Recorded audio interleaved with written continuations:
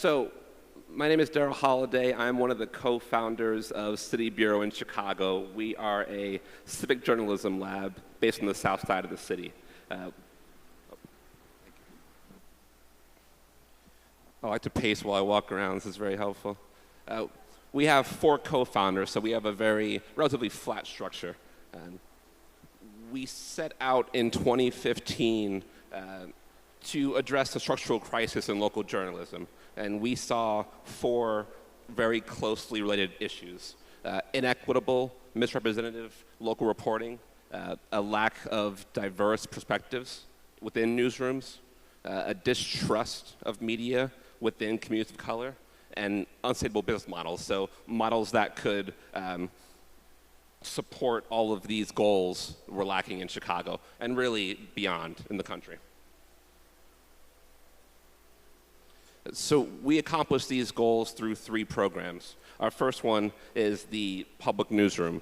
So it is a lot like what it sounds like. We open up our physical newsroom space every Thursday from 6 to 8 p.m. and invite the public in. So we co-host events with organizers, activists, academics, journalists, anyone who has an idea that they want to test with the public. So we co-curate 2-hour-long workshops with them and bring the public in. Our Documenters program, which I'll talk a bit about later, but in a nutshell, we pay and train anyone to monitor local government. So that's attending public meetings within the city of Chicago and reporting back out to their community. There was one slide missing, but it was our reporting fellowship, our very first program. The most traditional of our programs, we create media. We bring in emerging younger reporters, pair them up with more experienced journalists, and they produce work within our newsroom that gets published all over the city and the country. So I want to talk a bit about power. In the U.S., we say, and I'm sure this might go beyond the U.S. to Brazil as well, but we say information is power. And if we believe this, we have to also believe that journalists have a lot of power. We have skills, we translate those skills into power. Skills being we can interview people, we can use multimedia skills, we take notes, we write, we edit, and then we have access. We have access to politicians, to sources. Access itself is a form of power. And we can think of that as journalists, but we can also think of that in terms of people in the communities. What kind of power do they have to access the same kind of politicians, the same sources, the same experts that we do? That leads us at City Bureau, and I'm sure some of you are thinking this as well. How do we as journalists share our power with people? One framework that we've designed at City Bureau to talk about the distribution of power within our own work is this model right here. In the informed circle, that is where 90%, the vast majority of journalism is. It's traditional media. It's meant to write stories, put it out. Sometimes we say, you're welcome for that story, and we move on. There is a growing field in the US and possibly beyond that is built around engagement. That's really how do we build community around our journalism? How do we involve people in dialogue or in communication around the work? And I'd say that's closer to 5%, say, hypothetically.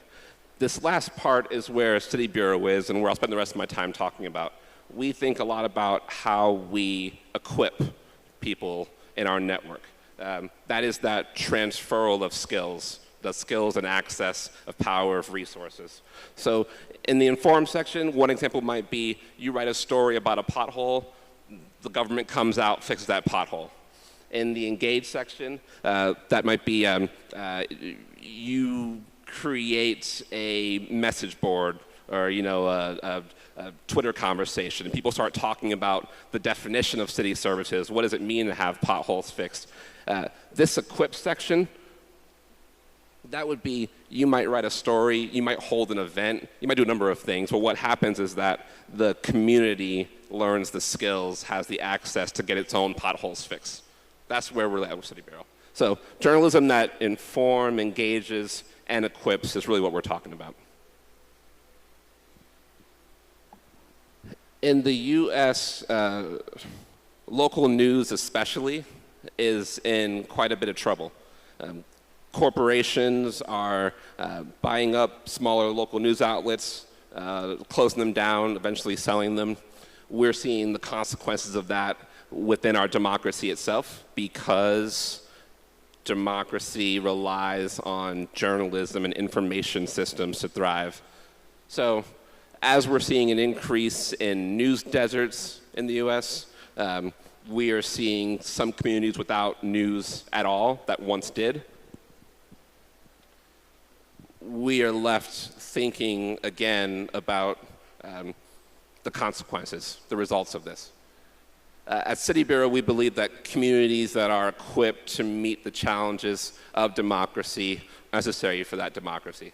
And we are, in a lot of ways, doing away with the old model of journalists as gatekeepers, sort of that elite way of thinking about journalists as being necessary, and thinking more about how do we transfer the skills that we have, the power we have, to people to be able to take on these roles. Because really, in the long run, we can write stories all day, but I don't believe that'll save democracy. In the long run, what'll save it is that people, as many people as possible, know how to do what we do, know how to inform their communities, know how to keep up to date, and that's mainly the goal here.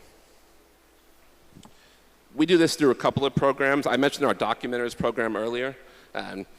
It currently has around 1,000 people who are signed up to go to these public government meetings and monitor local officials.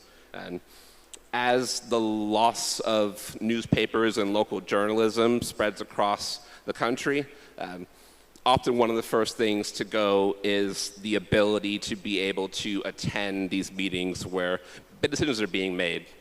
Policies are created, but the people aren't there in these rooms and journalists aren't there to report out.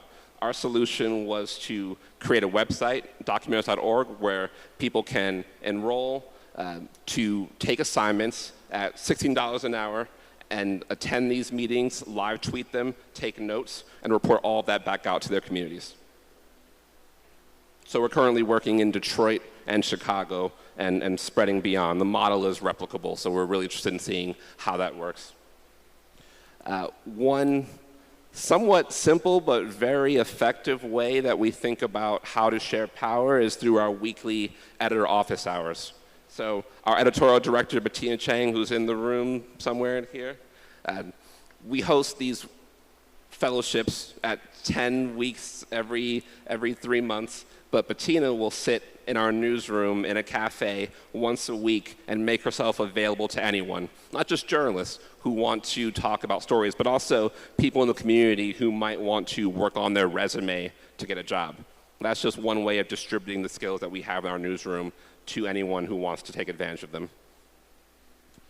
This group, Outlier Media in Detroit, back home in the US, they have a really interesting system of answering people's problems directly through text message. So they use their investigative journalism skills to answer people's troubles and problems one by one and get them really detailed answers and then produce reporting around what they're finding. A group in New Jersey called Free Press News Voices is organizing people through media. So they're bringing folks into the room, they're teaching them how to leverage media, how to understand how media operates, but also how to affect politicians, how to leverage power and policy, and create the kind of policies that support very local community information systems. And one last one, we were very fortunate to take a tour of Sao Paulo and Rio with our good friends at Anois, and we met up with these amazing youth reporters at Embarque. I'm sure some of you already know them. This to me is just a perfect example of how to inform, engage, and equip, not just the youth reporters themselves, but they're creating the kind of work that engages people around their rights. I think that's very powerful in all ways. So that's all I have right now. I'm just trying to keep it short because I want to really hear what questions folks have. Thank you.